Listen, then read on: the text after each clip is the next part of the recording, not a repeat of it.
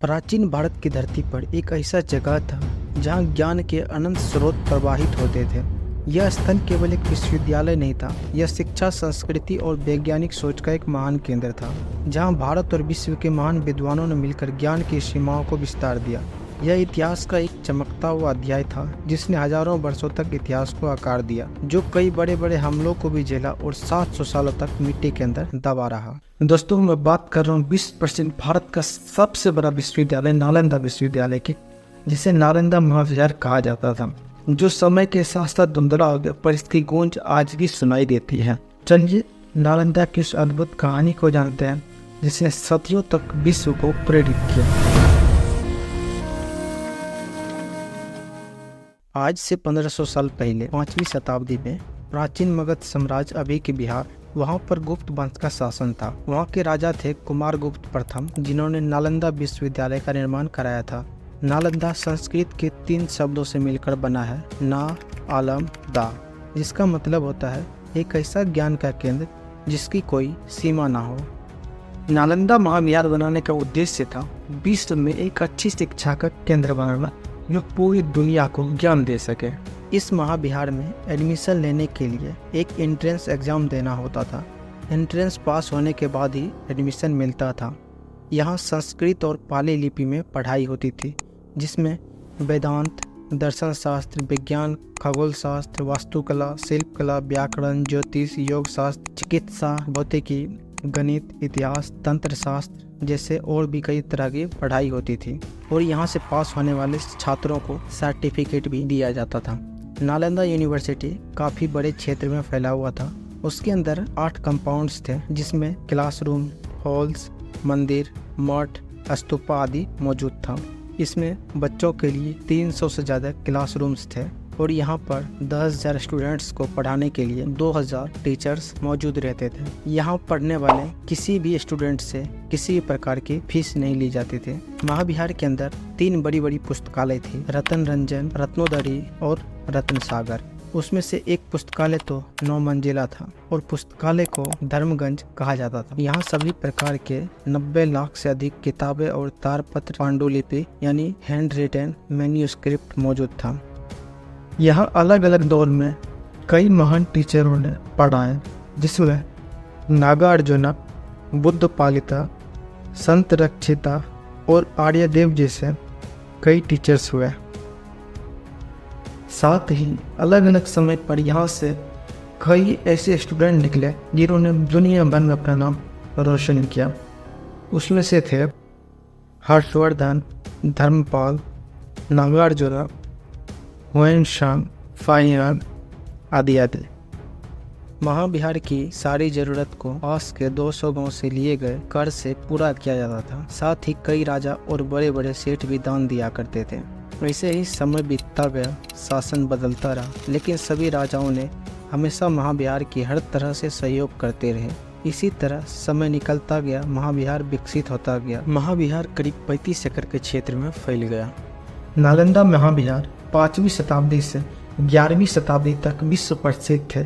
यहाँ पर अलग अलग देश से लोग पढ़ने आते थे, जिसमें Korea, Japan, China, Tibet, Nepal, Sri Lanka, Indonesia, Turkey, Greek, Iran, Mongolia और भी कई सारे देश थे। यहाँ पर चीन से आए विद्वान हुएनसांग ने काफ़ी समय नालंदा में बिताया था, और यहाँ से बहुत सारे पांडुलिपि भी चीन ले गए थे, जिसे चाइनीज में ट्रांसलेट किया था। बताया जाता है कि नालंदा विश्वविद्यालय पर 3 बार हमला हुआ। पहला हमला 5वीं सदी में हुनों के द्वारा किया गया, जो सेंट्रल एशिया से आया एक क्रूर आक्रांता था, जो एक्सपेंसिव आइटम लूटने के मकसद से आया था। उस लूट में भी महाविहार को काफ़ी नुकसान हुआ, लेकिन कुछ साल बाद फिर से राजा समुद्रगुप्त के द्वारा इसे रिबिल्ड करा दिया गया। आगे चलकर दूसरा हमला 7वीं सदी में होता है, बंगाल के शासक घोड़वंश के राजा शशांक और राजा हर्षवर्धन के बीच। यह एक राजनीतिक युद्ध था जिसमें नालंदा यूनिवर्सिटी डैमेज हुआ था, जिसे कुछ समय के बाद वहां के राजा के द्वारा फिर से रिबिल्ड करा दिया गया था। फिर यह यूनिवर्सिटी कई शताब्दी तक ऐसे ही फलता फूलता रहा और काफ़ी डेवलप और प्रसिद्ध भी हुआ। लेकिन 12वीं शताब्दी में यह अचानक कहीं खोस आ गया। वजह थी खिलजी। सन 1193 में नालंदा यूनिवर्सिटी पर तीसरा हमला हुआ, जिसे इस्लामिक आक्रांता मोहम्मद बख्तियार खिलजी ने किया, जो एक तुर्की अफगान सेनापति था। यह हमला अचानक किया गया और हमला इतनी तेजी और क्रूरता से की गई कि वहाँ के लोगों को सोचने तक का मौका नहीं मिला और खिलजी ने वहाँ बिहार को हर तरह से तोड़ा। वहाँ के बहुत सारे शिक्षकों और छात्रों को बुरी तरह से मारा और कईयों को आग में जिंदा जला दिया। इससे भी वो नहीं रुका और आखिर में पुस्तकालय को भी आग के हवाले कर दिया। उस समय लाइब्रेरी में 90 लाख से अधिक किताबें और पांडुलिपि मौजूद था, जिसे जलने में करीब 3 महीने का वक्त लग गया और सब कुछ खाक हो गया। और जो थोड़ा बहुत किताबें बच गई थी उसे वहाँ के छात्र और शिक्षक संग ले गए। विश्वविद्यालय पर हमला का कारण बताया जाता है कि साल 1192-93 के आसपास पहली बार भारत के दिल्ली के ऊपर इस्लामिक सुल्तान का शासन हुआ और उसे अपना राज्य और इस्लाम को पूरे भारत में फैलाना था। इसीलिए उसने अपना सेनापति बख्तियार खिलजी को बंगाल और बिहार के इलाकों में अपना साम्राज्य और इस्लाम को फैलाने भेजा।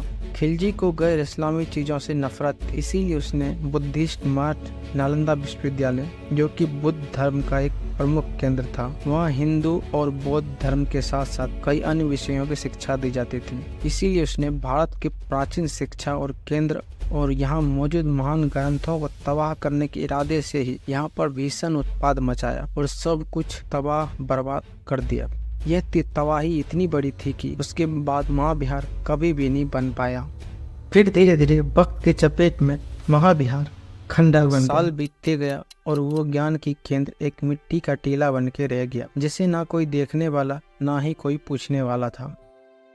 कई शताब्दी बाद जब भारत में ब्रिटेन का रूल था, ब्रिटिशर को उस वक्त नालंदा यूनिवर्सिटी के बारे में चाइनीज ट्रैवलर हुएनसांग की लिखी किताब the great Tang record on the western region से जानकारी मिली, लेकिन ब्रिटिशर ने उस पर ध्यान नहीं दिया। कई साल बाद एक स्कॉटिश फिजिशियन और सर्वेक्षक फ्रांसिस बकनन हैमिल्टन ने 1812 से 13 के बीच में बिहार के राजगीर में सर्वे किया और अपने नोट में बताया कि यहाँ एक महान विद्यालय रहा होगा। इसी नोट ने ब्रिटिशर और आर्कियोलॉजिस्ट का ध्यान नालंदा विश्वविद्यालय की ओर खींचा। आगे चलकर सन 1861 में आर्कियोलॉजिकल सर्वे ऑफ इंडिया यानी कि ASI का गठन किया गया और फिर सर्वे किया गया। फाइनली खुदाई का कार्य 1915 से 1937 के बीच हुआ।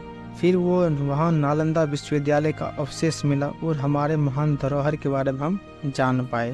भारतीय पुरातत्व विभाग द्वारा सन 1974 से सन 1982 में फिर से खुदाई हुई, लेकिन अभी भी इतना वक्त हो गया फिर भी 10 से 15% नालंदा विश्वविद्यालय की खुदाई हो पाई है।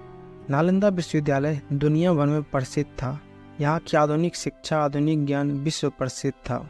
यदि महाबिहार को आग नहीं लगाया जाता तो आज भारत विश्व गुरु होता। ये बर्बादी सिर्फ नालंदा विश्वविद्यालय का नहीं बल्कि पूरे विश्व का था। आज यह विश्वविद्यालय फिर से जीवंत हो रहा है, ज्ञान और शिक्षा की नई परंपराओं के साथ। पुराने विश्वविद्यालय से थोड़ी ही दूरी पर बनकर खड़ा है आज का हमारा नालंदा विश्वविद्यालय, जिसे कुछ दिन पहले हमारे प्रधानमंत्री श्री नरेंद्र मोदी जी द्वारा उद्घाटन किया गया है। अब ये हमारे आने वाली पीढ़ियों का शिक्षा का केंद्र रहने वाला है।